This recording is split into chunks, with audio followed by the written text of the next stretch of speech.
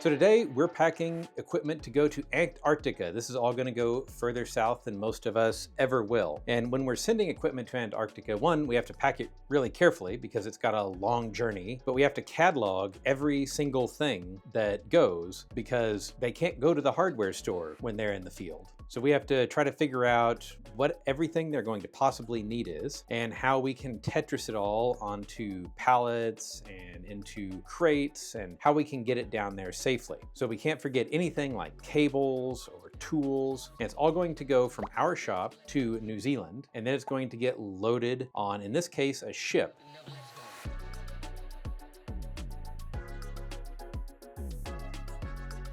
So here we're packing things like brackets for a Starlink setup and all the cables that need to go with it, entering it all into a spreadsheet so that they know exactly what shows up when they unpack the boxes and where it is. Here's a reel of fiber optic cable. This was actually damaged when it got shipped to us and had to be repaired. So we're packing it a lot more securely using some 3D prints and putting it in these handy pre-made crates from Uline. These things are really great and they're not terribly expensive, and we've not had one get damaged yet. This is the box that's going to contain all the batteries. It's very heavy duty, so we just put it on a pallet, and then we've got a pallet of equipment all wrapped up in shrink wrap and strapped down.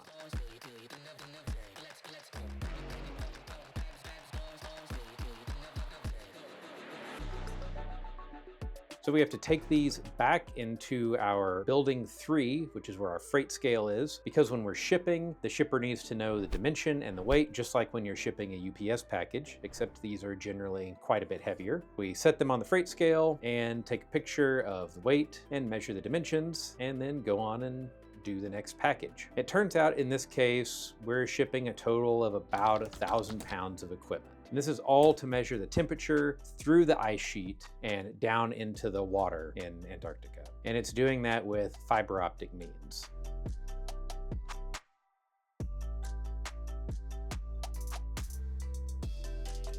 So there's our reel of fiber optic cable going on the scale. Again, we packed it really securely. The reel itself doesn't weigh a lot. The packing weighs about as much as it does, honestly. But it's got a long ways to go and it can't be damaged when it gets there. So we pay a lot of attention to these details.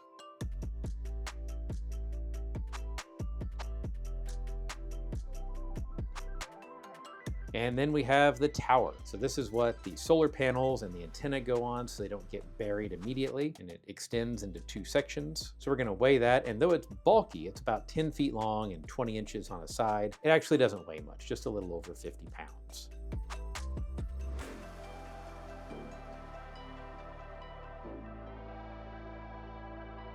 So then all of this is going to get labeled and a freight carrier comes and picks it up. In this case, they sent Estes Express. So they back up to one of our docks and we load them up. So there's a packing list for each of these crates, all of the export documentation. There's a lot that goes into getting this stuff out the door.